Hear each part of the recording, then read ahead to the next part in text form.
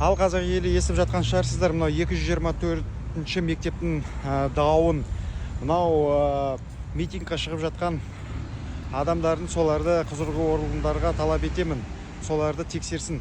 Не үшін десеңіз, өйткені дәл солай емес, даже митингға шықпай-ақ, жай айтқан сөзі үшін Дархан бауырымыз мектеп неге аралас болмасын, қазақ тілінде болсын деп, соны барып білем деген үшін ғана 15 тәулікке жауып тастаған. Ал енді мынау қазіргі шығып отырған адамдарды тексеру керек.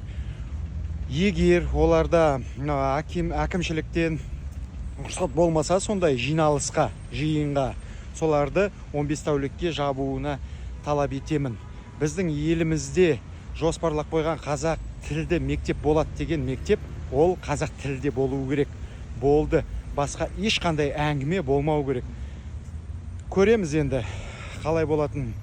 Мынау болмады ғой, өзіміздің елімізде өзіміздің немізді жүргізе алмағанымыз қызық болды негізі. Пікір қалдырыңыз, парақшаға жазылыңыз. Ары қарай осыны қарайық не болатын.